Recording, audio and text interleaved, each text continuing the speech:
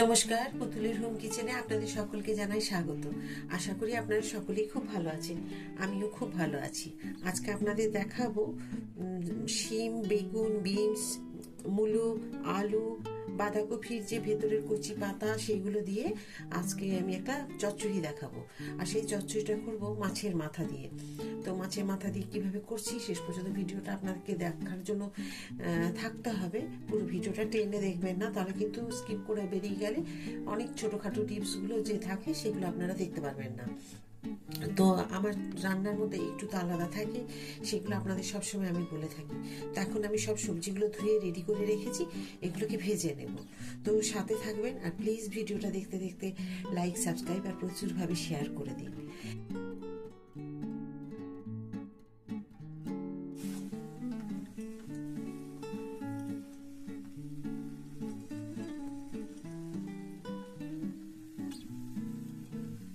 দিয়ে দিলাম 2 চামচ হলুদ,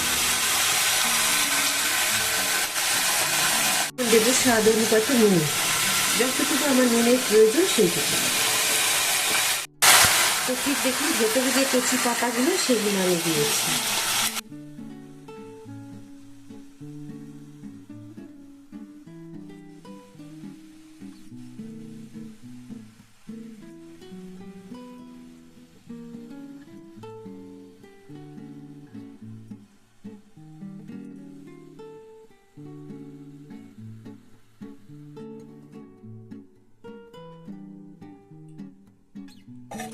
এখন আমি দেখুন এই যে করেছি চচ্চড়ি সমস্ত কিছু সবজি দিয়ে, এটাকে আমি সাইডে একটা জায়গার মধ্যে ঢেলে রাখবো। তারপরে মাছের মাথাটাকে কিভাবে আমি কোন মশলা দিচ্ছি কি দিচ্ছি সেটা আপনাদেরকে দেখাবো। তো চলুন এখন এটাকে আমি একটা বাটির মধ্যে ঢেলে রাখি বা থালার মধ্যে। এখন এখানে আমি দিয়ে দেবো পরিমাণ মতো একটু মিষ্টি। আমার মিষ্টিটা দেওয়া ছিল না, এখন দিয়ে দিলাম আমি 2 চামচ চিনি।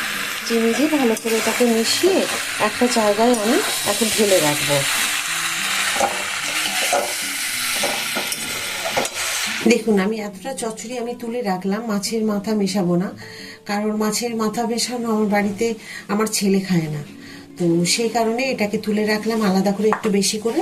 আর আমরা যে খাবো যেটা সেটাতে একটুখানি মাছের মাথা একটা টুকরো মিশিয়ে নেব। এখন এই 1 পিস মাছের মাথা আমি নুন হলুদ মাখিয়েছি দিয়ে দেব। আমি দেখুন দেব এই মাছের মাথা দিয়ে যে চচ্চড়ি করবো 2টো কাঁচা লঙ্কা আর একটু ধনে পাতা, এটা মিক্সিতে বেটে নেব। আর দেবো আমি একটু আদা গ্রেট করে রেখেছিলাম, সেটাও দিয়ে দেবো এখানে।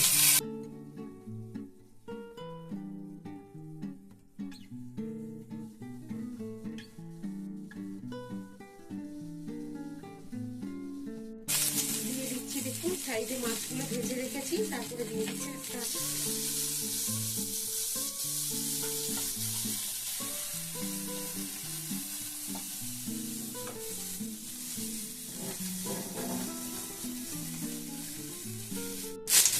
দেখুন পেঁয়াজগুলো ভাজা হয়ে গেছে। এখন দিয়ে দেবো ছোট ছোট 2টো তেজপাতা, একটা শুকনো লঙ্কা আর একটুখানি 5 ফোড়ন।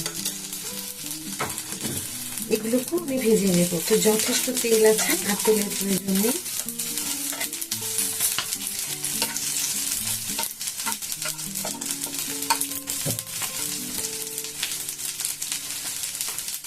এবারে দিয়ে দেবো আদা লঙ্কা ধনে পাতা যে আমি বেটে রাখলাম।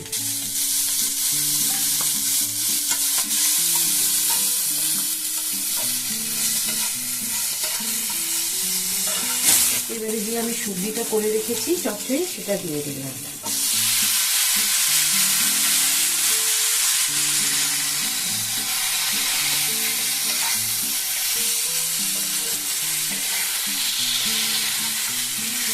এবার খুব ভালো করে আপনাকে মিশিয়ে দেব।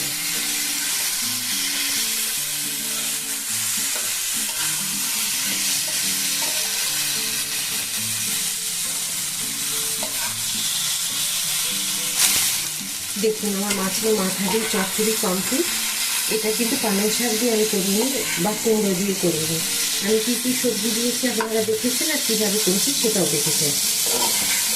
এবার এটা আমি একটা বাটিতে ঢেলে নেব।